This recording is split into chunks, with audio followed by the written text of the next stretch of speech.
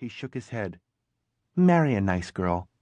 She paused a moment to make sure this advice sank in, and then turned around and headed back toward the front of the plane. Peter could see no other passengers in the aisle. A flight attendant strode by, closing luggage bins. Any minute now, the plane would begin to pull away from the gate, and the monitors drooping from the ceiling would begin to play the safety video. Peter looked at the empty seat beside him. He sighed and shrugged his shoulders.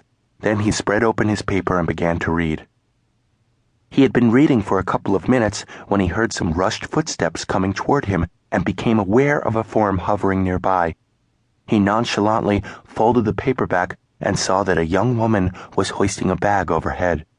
As she lifted her arms, she revealed a tanned, well-modeled stripe of abdomen. Peter's heart fluttered. The young woman sat down. As well as he could, while pretending to idly look around the cabin, Peter studied her.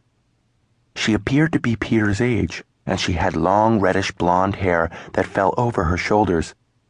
What Peter first noticed in her profile was the soft bow of her jaw and how the line turned back at her rounded chin. It reminded Peter of an ideal curve that might be displayed in an old painting manual. Now the young woman turned in Peter's direction, looking for the clasp on her seatbelt.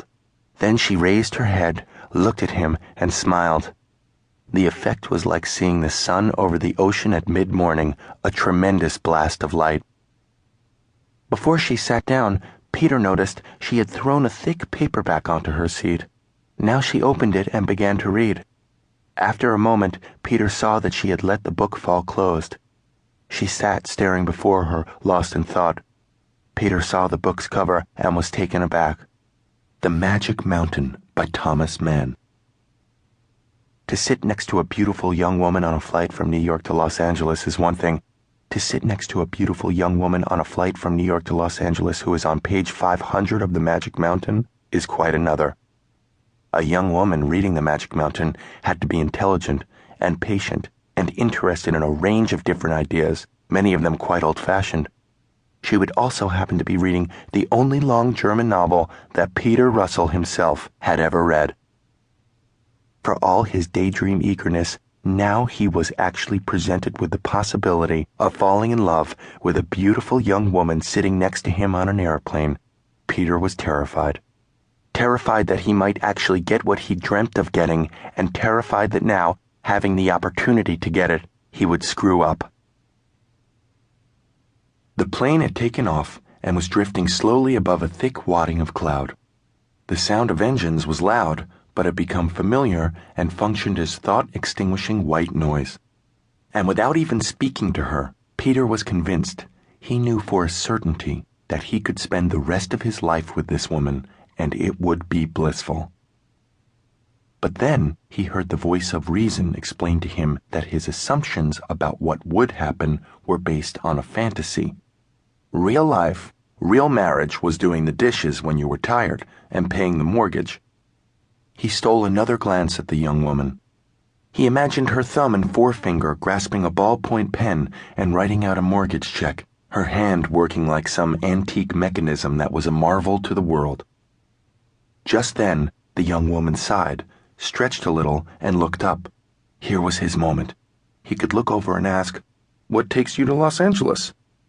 The words circled around and around in his head. Then something strange happened. Peter was not prone to auditory hallucinations, but he thought that he actually heard the words, "What takes you to Los Angeles?" being spoken. Suddenly, understanding, he jumped in his seat. "Oh, I'm sorry," he heard a warm mezzo voice say. "I didn't mean to startle you. I was just wondering, what takes you to Los Angeles?"